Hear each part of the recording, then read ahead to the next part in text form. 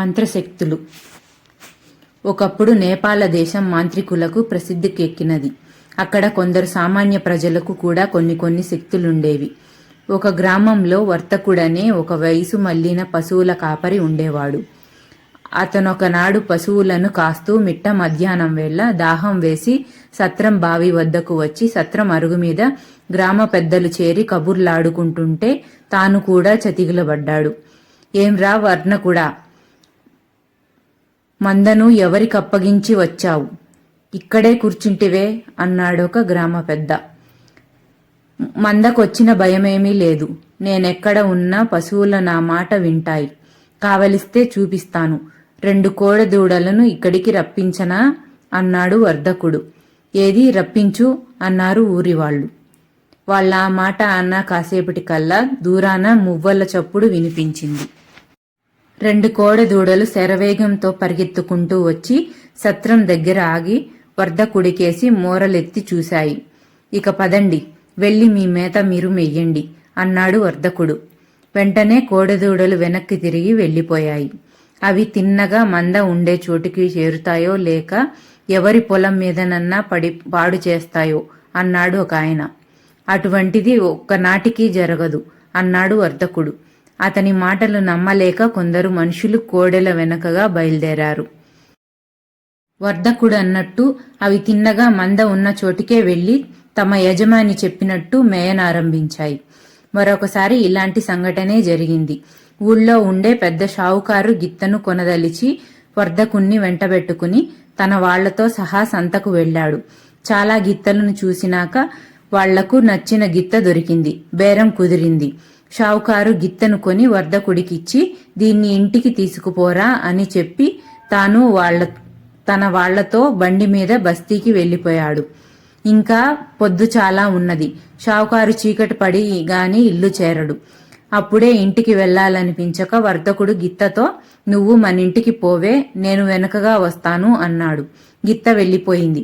వర్ధకుడు సాయంకాలం దాకా సంతలోనే గడిపి సూర్యాస్తమయం కాబోతుండగా ఇంటి దారి పట్టాడు.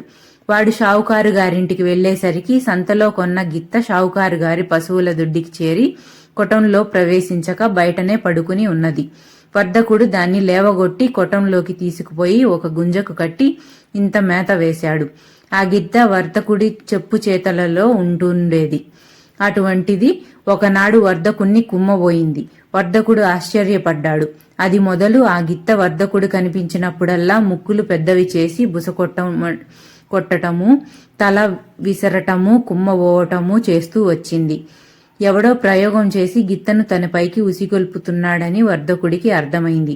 వాడు కంచెవార ఉన్న తుమ్మ చెట్టు నుంచి కొమ్మలను కోసి కట్టకట్టి పశువుల కొట్టం అంతా ఓడసాగాడు. కొంచెం సేపటికల్లా చంపేస్తున్నాడురో బాబో అంటూ ఒక వైపు నుంచి ఆర్తనాదం వినపడింది. పశువుల కొట్టంలో పనిచేసేవాడే ఒక పాలేరు ఆపు ఆపు అంటూ కొట్టంలోకి వచ్చాడు. వాడి వీపంతా నెత్తురు ప్రవాహాలే. వర్ధకుడు ఊడ్చేది నేలనే అయినా తుమ్మ ముళ్ళు ఆ పాలేరు వీపును దారుణంగా గీకి వదిలిపెట్టాయి. నీ విద్యలు నా మీద చూపిస్తావట్రా, ఒళ్ళు దగ్గర పెట్టుకోనుండు. ఇంకోసారి గిత్త జోలికి వచ్చావంటే నీ ప్రాణాలు తీస్తాను అని పాలేరును బెదిరించాడు వర్ధకుడు.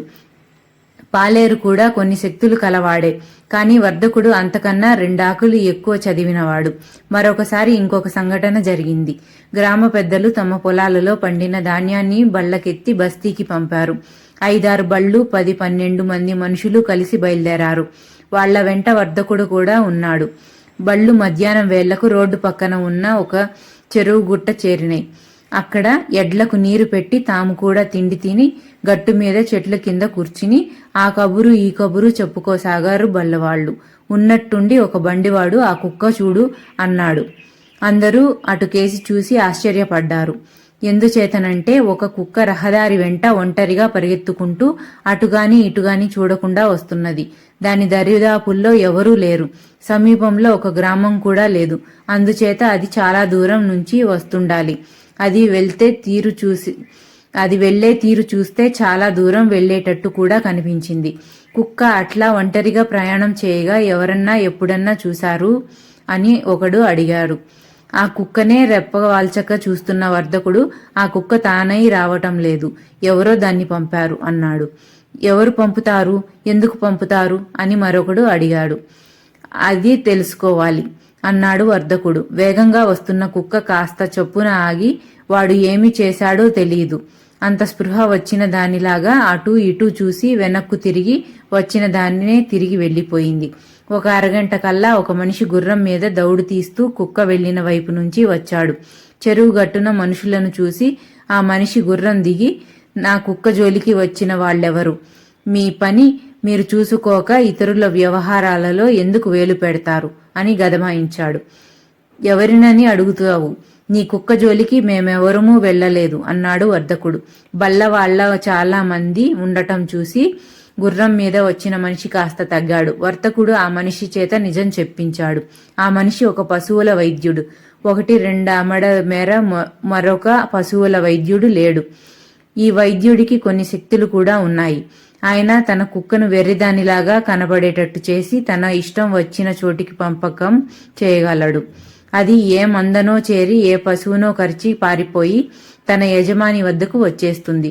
పిచ్చి కుక్క కరిచిందని భయపడి వాళ్ళు ఈ పశువుల వైద్యుని పిలిపిస్తారు. ఈయన వెళ్లి పశువుల కుడితిలో ఏదో మందు కలిపినట్టు నటించి కుక్క కరిచిన పశువు చేత ఆ కుడితి తాగించండి, ఏ ప్రమాదమూ జరగదు అని ధైర్యం చెప్పి బోలెడంత డబ్బు పుచ్చుకుని వెళ్లిపోతాడు. ఆ కాలంలో పిచ్చి కుక్క కాటుకు మందే లేదు. కానీ ఈ పశువులను కరిచేది నిజంగా పిచ్చి కుక్క కాదు గనక పశువులకు ఏ ప్రమాదమూ ఉండేది కాదు. అయితే ఈ పశువుల వైద్యుడు మాత్రం పిచ్చి కుక్క కాటుకు నమ్మకంగా చికిత్స చేయగలడని ఖ్యాతి సంపాదించాడు. అంతులేని డబ్బు కూడా గడించాడు. అటువంటి పశువుల వైద్యుడి ఆట కాస్త వర్ధకుడి మూలంగా కట్టయిపోయింది. ఈ కథ మీకు ఎలా అనిపించిందో కామెంట్ చేసి చెప్పండి. కథ నచ్చినట్లయితే లైక్ చేయండి, షేర్ చేయండి, హైప్ చేయండి.